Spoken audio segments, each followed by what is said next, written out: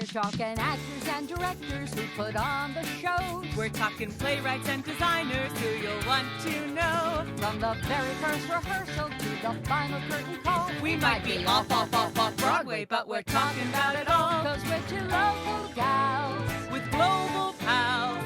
It's everything, everything, everything theater. with Benita And Ellen. Hello, everyone, and welcome to the Everything Theater Podcast, the podcast where we talk about everything theater. I mean, everything. Hi, everyone. I'm Benita Zahn. And I'm Ellen Cribbs. And it's such a festive season, isn't it, Benita? We should have shown up with bells on or something, Ellen. Well, I have my, if anyone's watching on YouTube, which was a reminder, you can watch this on YouTube. I've got my light up Snoopy shirt. We're doing, that's our theme tonight for tech. We're doing Christmas sweaters at Christmas Story. Wonderful. I'm just happy that we've got enough lights on the tree outside.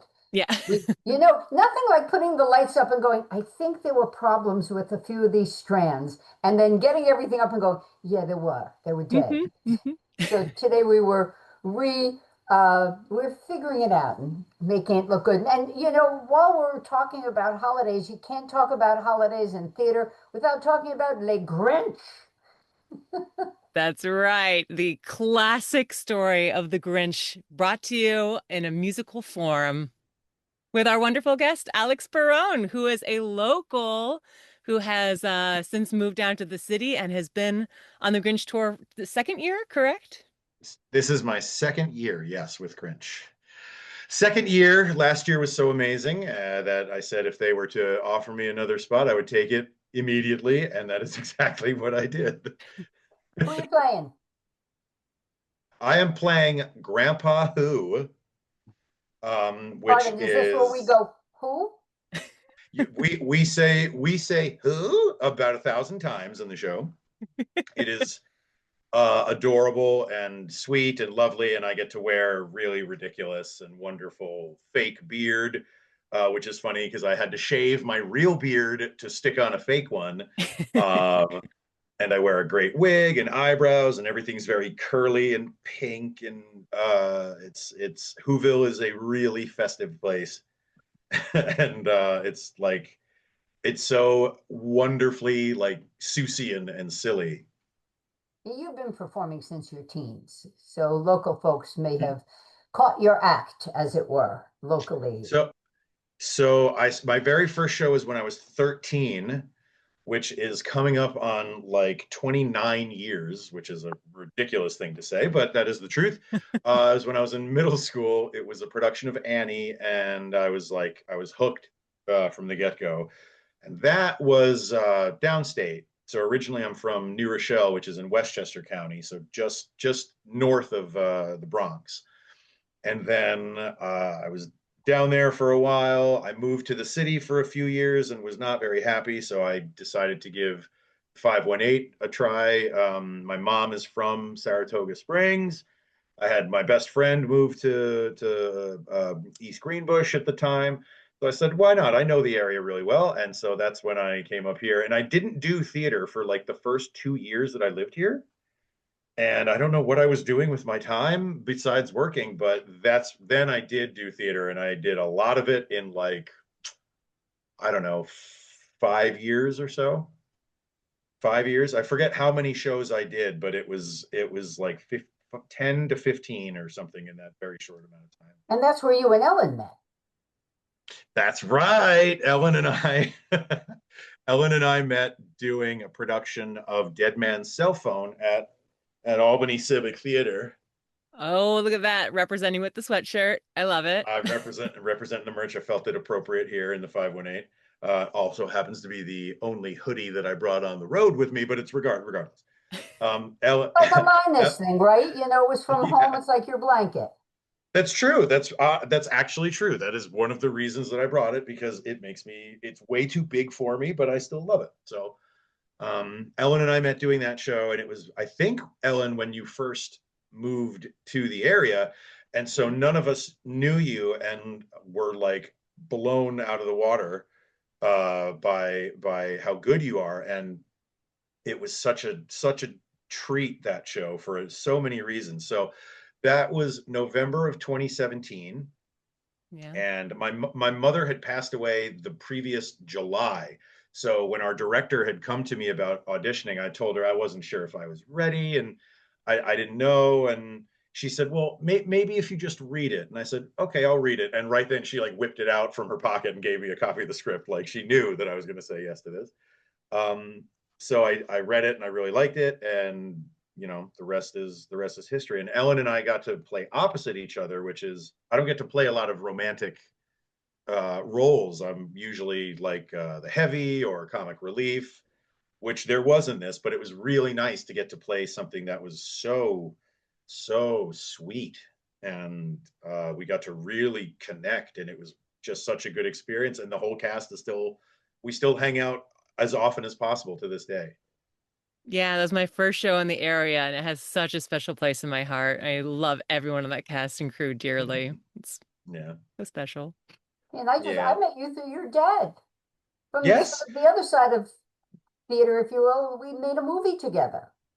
that's right. So dad, my mom and dad were both actors in college, and basically stopped to have a family.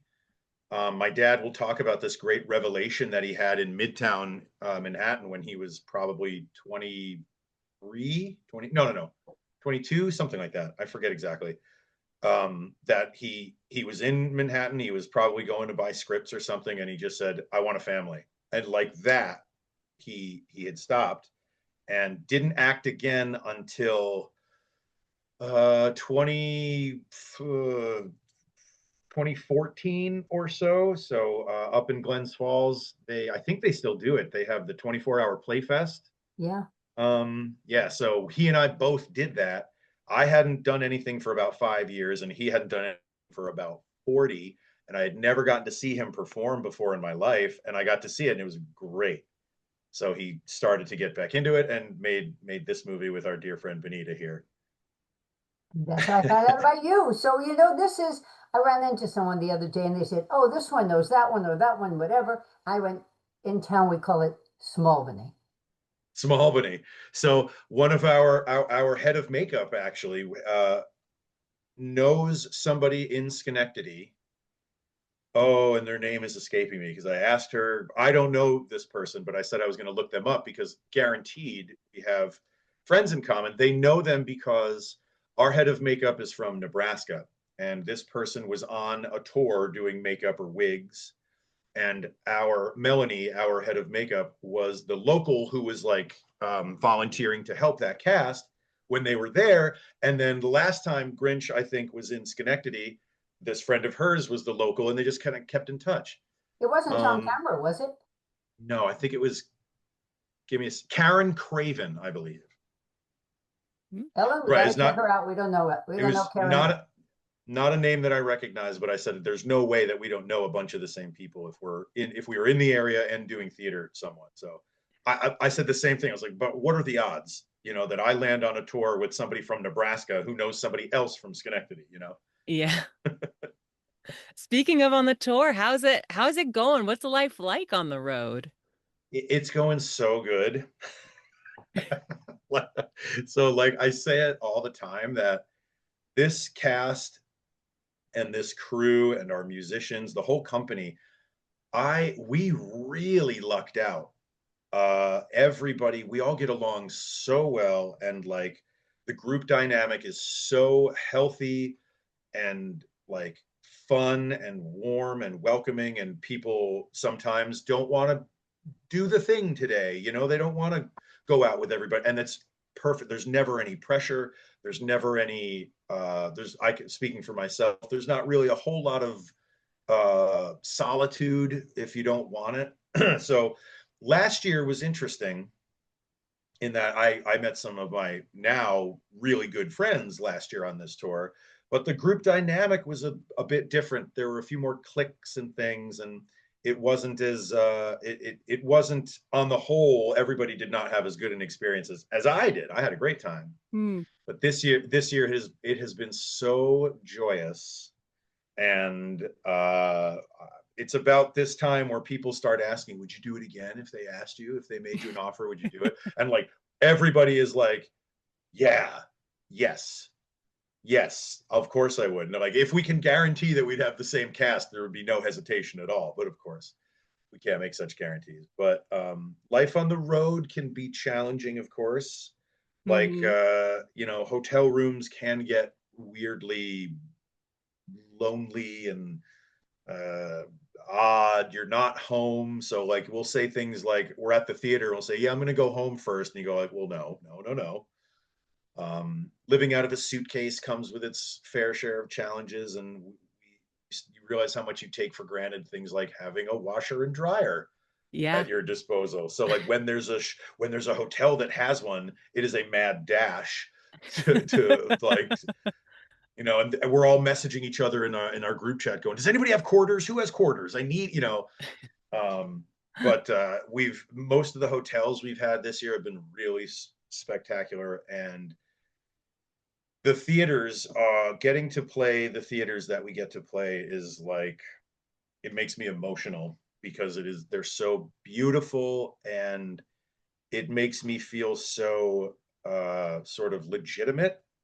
I Mm-hmm. don't know if that's, do you know what I mean? Like Yeah. I I did for so long, I was doing community theater, and anything beyond that seemed like a pipe dream, and I just was never quite sure if it would actually come to fruition ever, or if it would just remain a pipe dream. Mm-hmm. So getting to play these beautiful houses like Proctors, I've been so excited. Like this is the local one. This is the one where all of the real shows, quote unquote, came through. And so to get to be a part of that is never ever far from my thoughts. And every time we step foot into a theater for the first time, we do a sound check. All of us are always so awestruck. We're taking pictures. We're and most of us get a little bit emotional because we're all in that together. Even the people who have been touring forever and ever. The the fact that we are so fortunate to get to do this in houses that are just so beautiful is just, it's never lost on us ever. How long's um the run?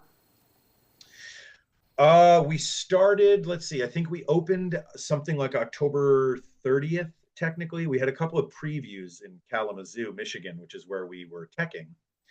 And we close, I believe, January 4th in DC at the National Theater, which again, that's like a bucket list theater that I'll get to play.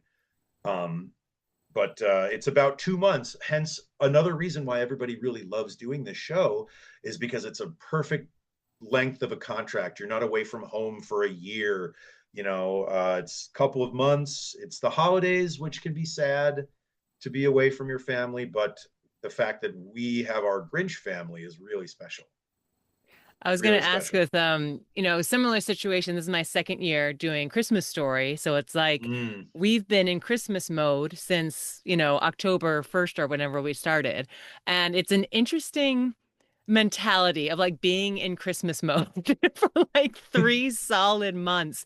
So do you have anything to speak of that? Like was it been like being in Whoville, Grinchland for this so long? So weirdly, we all of us say how it, I mean, Christmas is obviously a central thing in this show. We say the word Christmas like 40 times or something in a 90-minute show. And we are kind of amazed how it doesn't always feel terribly Christmassy to us, probably because it's all original music and it is beautiful. That's another thing. The score to this show is like, it is ridiculous how good it is. And the orchestrations are spectacular. But there's no traditional Christmas songs or anything like that in there. And while the Grinch, maybe the animated movie or the original one, or the Jim Carrey movie might be part of our sort of collective childhoods, this show is relatively new, and therefore there's nothing about it that makes me think of home unless I'm trying to. There is a scene in this show that is like near and dear to the four of us who do it. It's the one part of the show that it's devoid of any real like it's very, very warm, and we're all setting up for Christmas, and it's about how special the time of year is, and the music is, it's gorgeous 4-part harmonies. And so that part, we are sort of, as actors, kind of forced. It's our job to get to that, emotional state of what Christmas kind of means to us. But there's so much happening in the show that it doesn't feel like I sit in that for a very, very long time.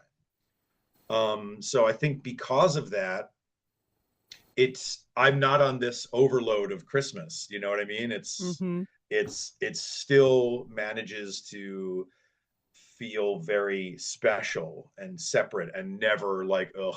Like working in retail, which I did forever, if I hear another one of those Christmas songs that played ad nauseum, I'm going to explode. This is not like that at all, which is a real blessing. It is very much about the connections that we make on stage.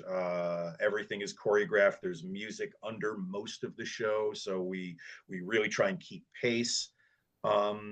And it moves very quickly. Obviously, it's a family show, so we want to make sure it's paced well for our little kids who are probably seeing their first live theater experience, which is, believe me, a whole other level of rewarding that I never would have thought would happen from this very silly show. But boy, it is like, we hear these kids every night. There's a lot of audience interaction, and they are so joyful, and like, we get to see them in instances. Obviously it's dark in the house, but sometimes we'll see them and they're like pointing and reaching and laughing and screaming with joy. It is like, oh my God, you can sometimes hear the ripple of like awe that goes through the cast when we hear a kid say something like sort of out of turn in the show. A few days ago, we sang one of the big like penultimate notes, and before we hold, and there's a little bit of dialogue,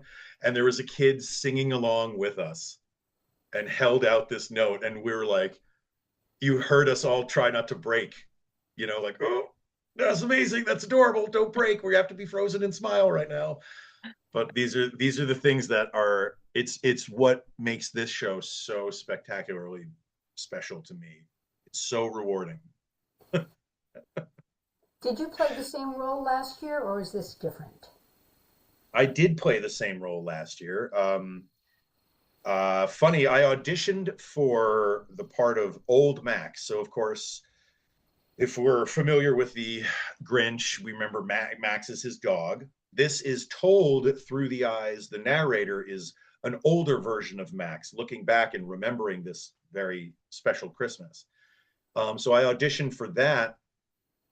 And this would have been like August of last year, and September rolled around. I didn't hear anything. My best friend, who's also my co-narrator in the audiobooks that we do, she's been on this tour for now like 4 years, and was the one who encouraged me to audition. So she got word right away, and I heard nothing. And I thought, well, I didn't book this one, on to the next one. And then a month later, I got an email that said, we'd love to extend you the offer of Grandpa. And I was so shocked. I remember I had my phone, and I ran up to her with my phone, like, I need you to read this and make sure I'm not going crazy. And I was like, it says the offer, Grandpa, who, this, right?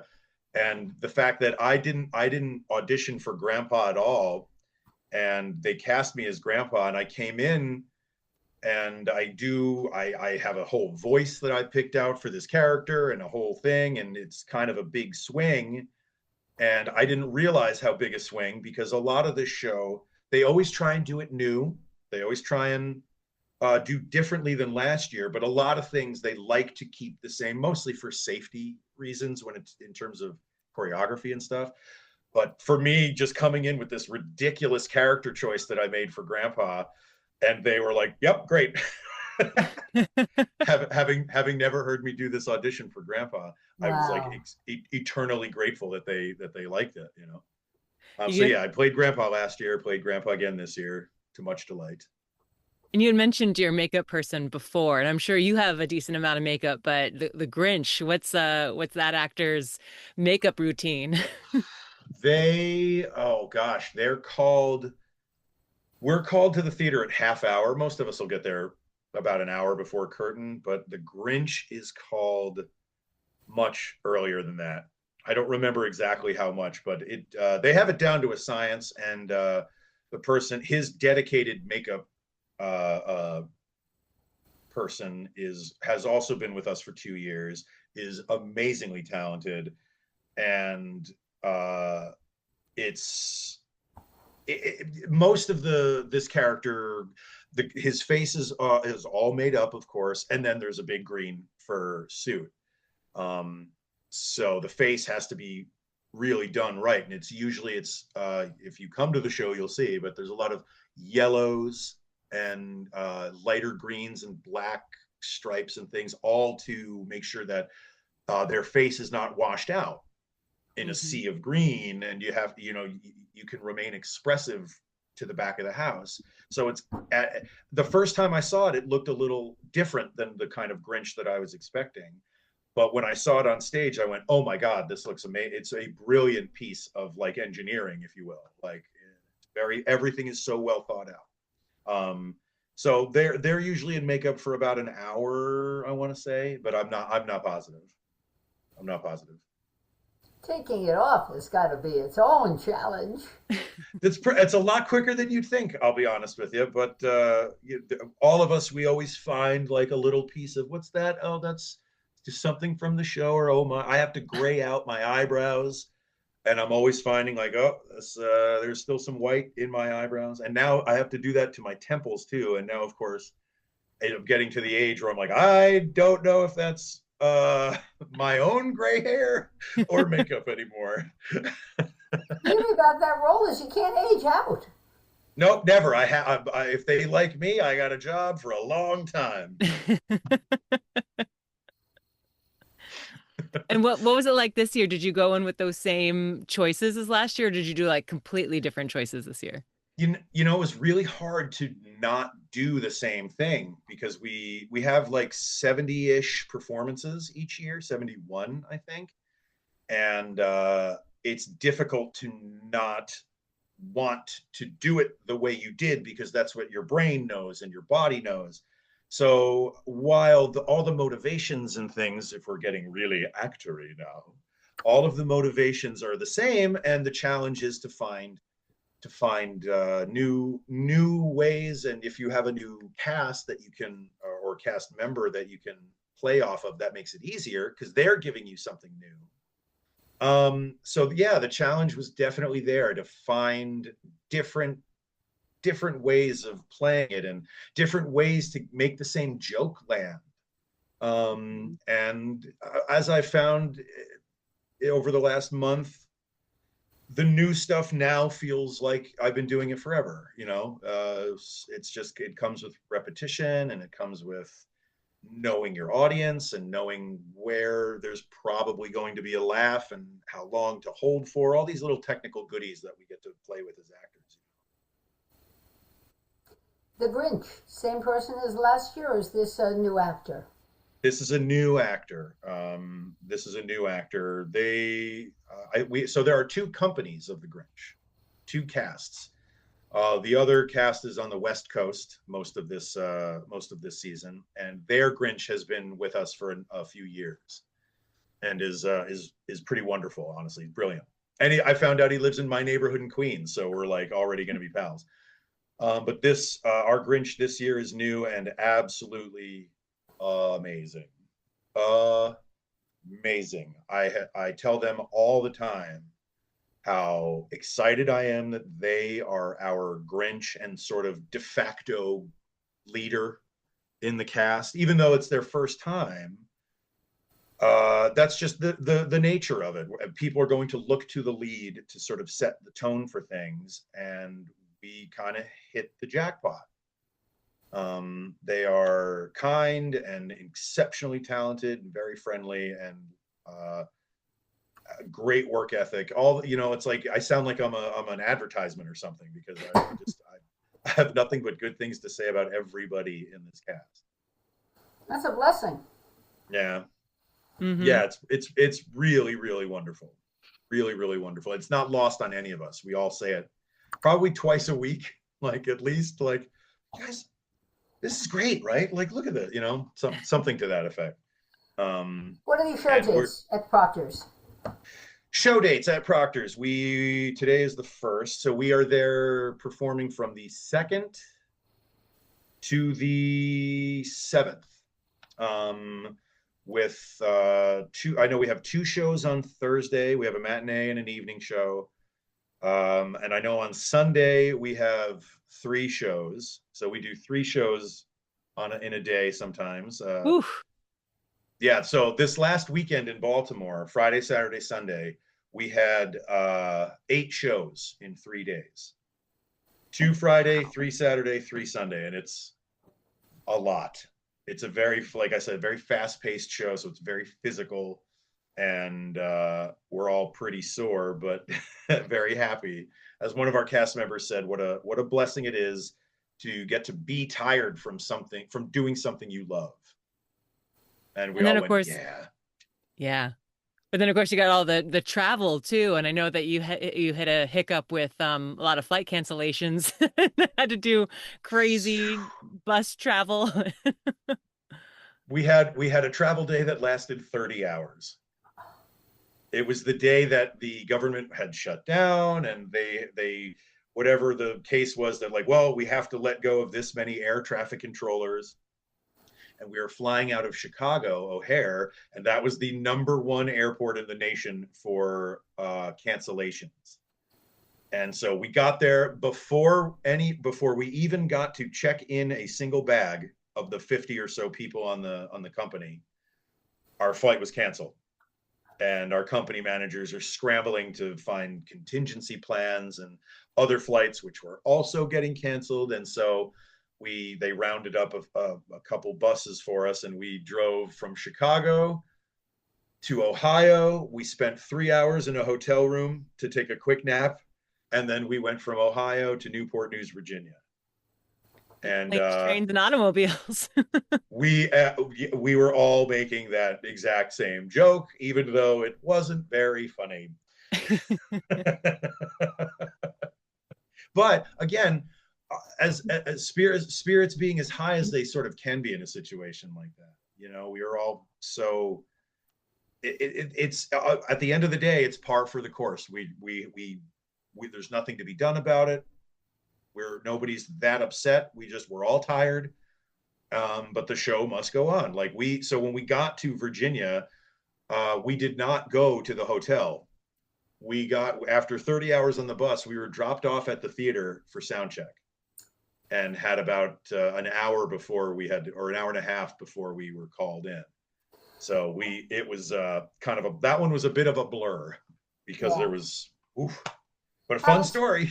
I was going to say, isn't that part of being able to tour and being asked back to a company, is your ability to handle this stuff, be within yourself? Yes.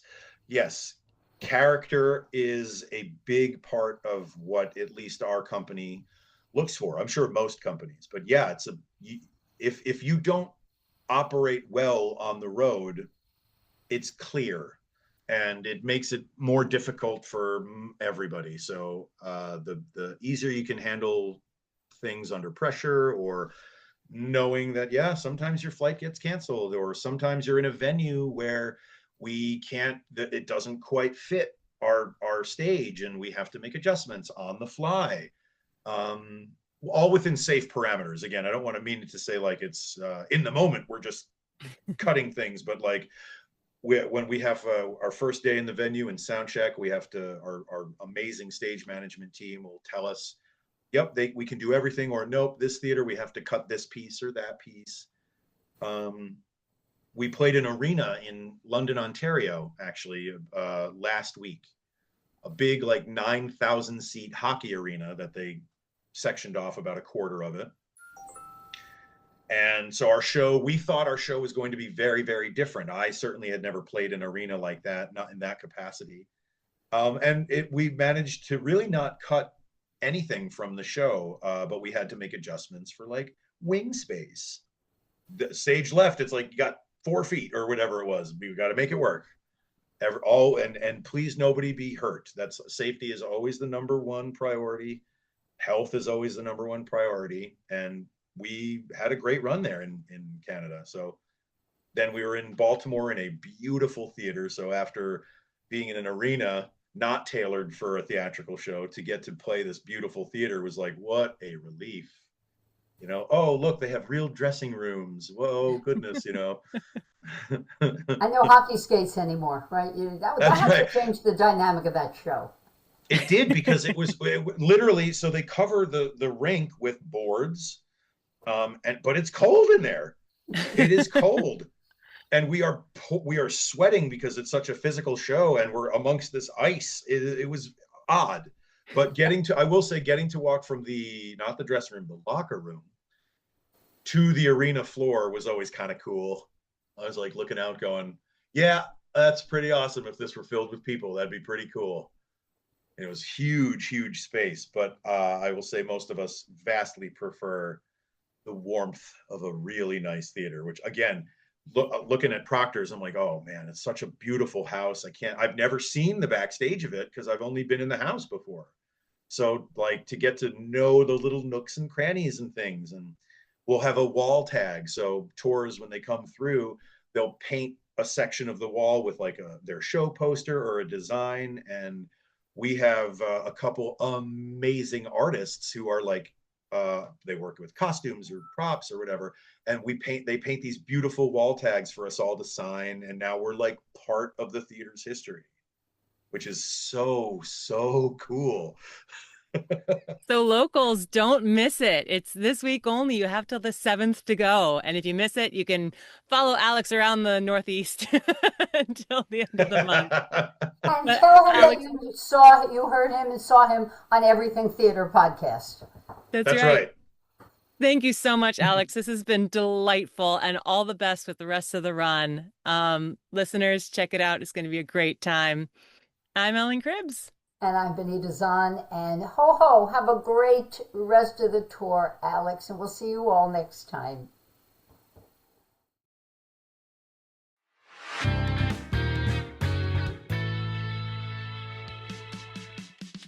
Thank you so much for listening to the Everything Theater podcast. Special thanks goes out to Alice Grinling for our photography and Justin Friello for composing our amazing theme song. Please remember to subscribe to our podcast and follow us on Facebook, Twitter, and Instagram. If you want to share your thoughts or what's going on in your theater community, you can reach out to us on social media or through our email at everythingtheaterpodcast@gmail.com. Till next time, it's everything, everything, everything.